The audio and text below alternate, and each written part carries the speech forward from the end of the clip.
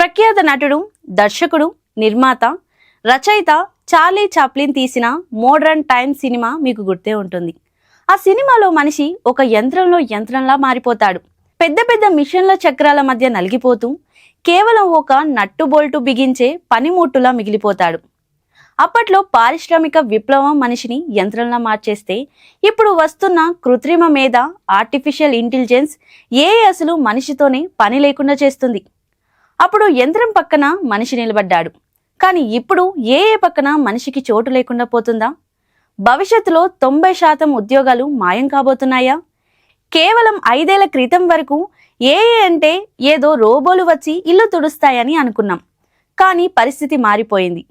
ఇప్పుడు software code రాసేస్తుంది, అద్భుతమైన పాటలు పాడుతుంది, సినిమా స్థాయి వీడియోలు సృష్టిస్తుంది, డ్రైవర్ లేకుండా కార్లను నడిపేస్తుంది. ఇది జస్ట్ శాంపుల్ మాత్రమే. గాడ్ ఫాదర్ ఆఫ్ అని పిలిచే జెఫరీ హింటర్ లాంటి శాస్త్రవేత్తలే హెచ్చరిస్తున్నారు. మున్ముందు మనిషి చేసే ప్రతి పనిని రోబోలు చేస్తాయని. నిపుణులు చెబుతున్న దాని ప్రకారం భవిష్యత్తులో సమాజం 3 వర్గాలుగా విడిపోతుంది. 1. యజమానులు, భారీ పెట్టుబడులు పెట్టి రోబోలను, సాఫ్ట్వేర్ను నడిపించే అతి కొద్ది మంది సంపన్నులు. 2. ఇన్నోవేటర్లు, ఏఐని మేనేజ్ చేసేవారు, కొత్త ఆవిష్కరణలు చేసేవారు. వీరు కేవలం 8 నుంచి 10% మాత్రమే ఉంటారు. 3. మిగిలిన 90% మంది ఉద్యోగం, ఉపాధి లేని సాధారణ ప్రజలు. వ్యవసాయం నుంచి అంతరిక్షం దాకా, లాయర్లు, టీచర్లు, డాక్టర్ల నుంచి డెలివరీ బాయ్స్ దాకా అందరి పనులు రోబోలే చేసేస్తాయి. మరి అప్పుడు సామాన్యుడు ఎలా బతకాలి? పని లేకపోతే జీతం రాదు, జీతం లేకపోతే తిండి ఎలా? ఇదే కదా మీ సందేహం. దీనికే నిపుణులు యూబీఐ, యూనివర్సల్ బేసిక్ ఇన్కమ్ అనే పరిష్కారాన్ని సూచిస్తున్నారు. వల్ల యజమానులకు వచ్చే లాభాలపై భారీగా పన్నులు వేసి ఆ డబ్బును ప్రజలందరికీ నెలకు కొంత చొప్పున ప్రభుత్వం పంపిణీ చేయాల్సి ఉంటుంది.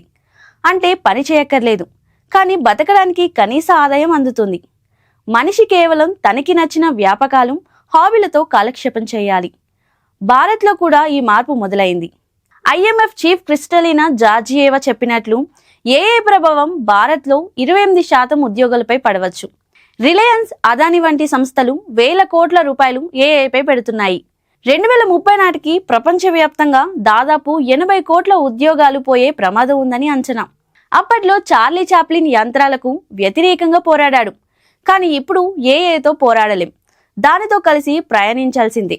మరి మనం ఆ మార్పుకు సిద్ధంగా ఉన్నామా?